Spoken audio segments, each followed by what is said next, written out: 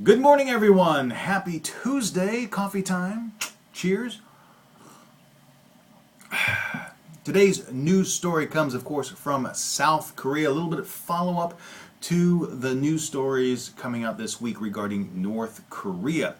Yesterday, the United States and South Korea began their joint war exercises, and true to form, North Korea did cut the lines of communication at Panmunjom, meaning that only the official lines of communication between South and North Korea exist, and those pretty much have to go through international channels. There is no hotline anymore between the two countries. And I believe this is the first time that North Korea has actually followed through on specifying a date to cut communications and actually following through with it. Now, since the end of the Korean War, North Korea has said many, many times the armistice is no longer in effect.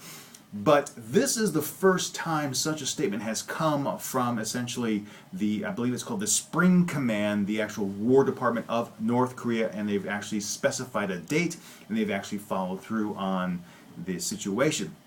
So people in China, people here in South Korea, people in the United States are very, I wouldn't say concerned, but are viewing this with a slightly different stance. They are looking at this very closely to see what North Korea will do.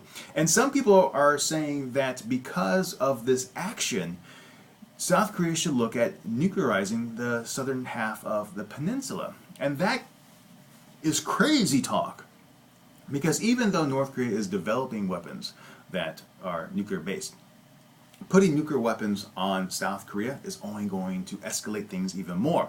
Plus, you risk alienating Japan, which would then probably weaponize their country with nuclear weapons, and China would put more weapons in this area as well. So it's crazy talk. If you're worried about North Korea going nuclear and having weapons to fire back, the United States has plenty of them. You don't need to put more in South Korea.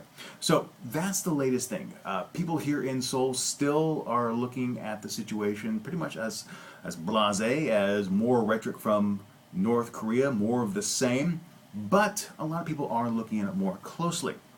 And certainly North Korea following through on these, I don't want to say threats, but actually following through on their statements is a little bit different than what they've done in the past. So that is the news. What do you think is going to be North Korea's reaction? They said that they are going to launch the war now that the armistice, in their opinion, is null and void, that there's no more armistice in effect.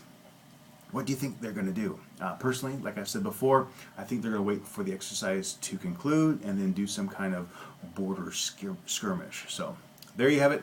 That's the news for today. You guys be awesome.